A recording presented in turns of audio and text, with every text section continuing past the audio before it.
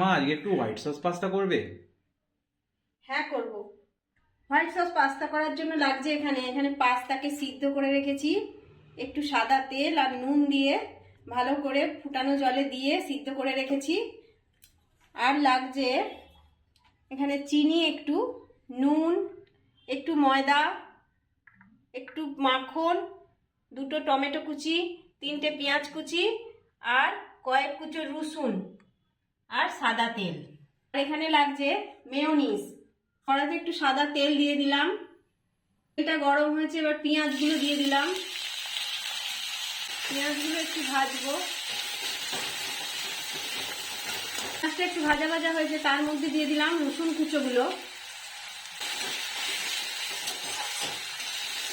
ভাজা হয়ে রসুনটা ভাজা হয়ে গেছে, এবার একটু টমেটোগুলো দিয়ে দেবো। একটু নুন দিয়ে দিলাম।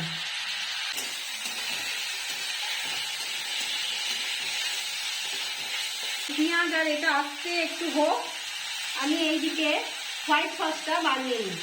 এর জন্য প্রথমে 2 চামচ মাখন দিয়ে দিলাম, 2 চামচের একটু বেশি।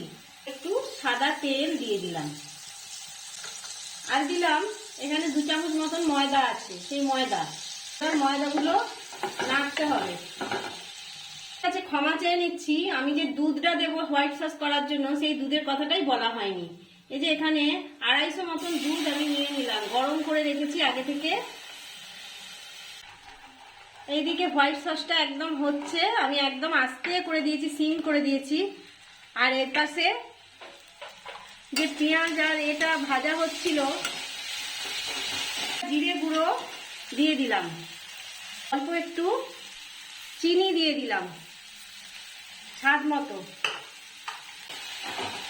এদিকে সসটা প্রায় রেডি হয়ে গেছে, দিয়ে দেবো সিদ্ধ করে রাখা পাস্তাগুলো।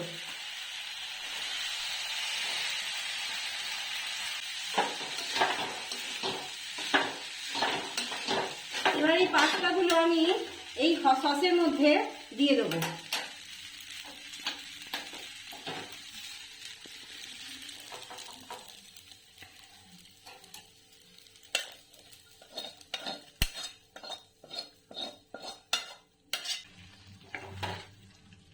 এবার এই হোয়াইট সসের সঙ্গে এটা ভালো করে মিশিয়ে নেব।